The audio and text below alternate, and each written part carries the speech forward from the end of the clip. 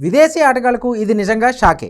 వేలంలో పాల్గొన్న తర్వాత వేర్వేరు కారణాలతో తప్పుకుంటూ ఫ్రాంచైజీలకు తలనొప్పిగా మారిన విదేశీ ఆటగాళ్ల విషయంలో బీసీసీఐ కఠిన చర్యలకు దిగింది. మెగా వేలం సమయంలోనే కొత్త రూల్స్పై క్లారిటీ ఇచ్చింది. ఇప్పుడు వాటిని అమలు చేసే విషయంలోనూ ఏమాత్రం వెనక్కి తగ్గడం లేదు బీసీసీఐ.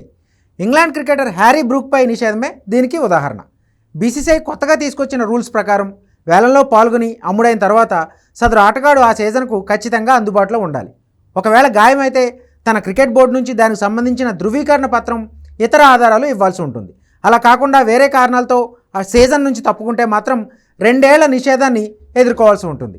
ఇప్పుడు ఇంగ్లాండ్ ఆటగాడు హ్యారీ బ్రూక్పై బీసీసీఐ ఈ కారణంతోనే నిషేధం విధించింది.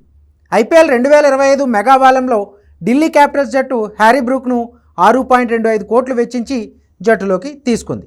ఐపీఎల్ 2024 సీజన్కు ముందు కూడా ఢిల్లీ క్యాపిటల్స్ జట్టు అతన్ని 4 కోట్లకు దక్కించుకుంది. కానీ వ్యక్తిగత కారణాలంటూ అతడు 2 సార్లు లీగ్ను స్కిప్ చేశాడు. తాజాగా ఐపీఎల్ 2025 మొదలవడానికి వారం రోజుల ముందు కూడా తాను వైదొలుగుతున్నట్టు బ్రూక్ సోషల్ మీడియా వేదికగా ప్రకటించాడు. ఐపీఎల్ వేలంలో పాల్గొని ఇప్పుడు వైదొలగాలని నిర్ణయం తీసుకోవడం పట్ల ఢిల్లీ క్యాపిటల్స్ జట్టుకు, ఆ జట్టు అభిమానులకు బ్రూక్ క్షమాపణలు కూడా చెప్పాడు. ఐపీఎల్లో ఆడటం కంటే తన దేశం తరపున ఆడటమే ముఖ్యమని బ్రూక్ తన ఎక్స్ ఖాతా ద్వారా మార్చి 9న స్పష్టం చేశాడు.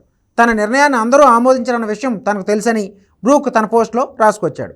జూన్ నెలలో ఇండియాతో ఇంగ్లాండ్ 5 టెస్ట్ మ్యాచ్ల సిరీస్ ఆడనుంది. 2025-27 టెస్ట్ ఛాంపియన్షిప్లో భాగంగా ఇంగ్లాండ్ ఆడుతున్న తొలి సిరీస్ ఇది. టెస్టుల్లో బ్రూక్ మంచి ఫామ్లో ఉన్నాడు. 50కి పైగా యావరేజ్తో ఈ ఇంగ్లాండ్ క్రికెటర్ మంచి పేరు తెచ్చుకున్నాడు.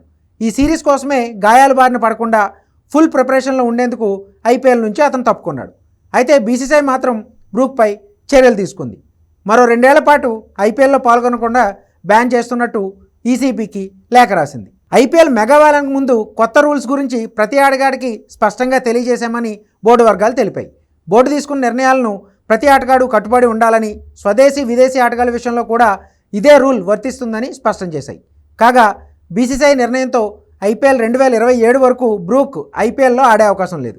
కాగా ఈ ఏడాది ఐపీఎల్ సీజన్ మార్చి 22 నుంచి ఆరంభం కానుంది. తొలి మ్యాచ్లో ఈడెన్ గార్డెన్స్ వేదికగా Kolkata night riders, royal Challengers Bengaluru జట్లు తలపడనున్నాయి.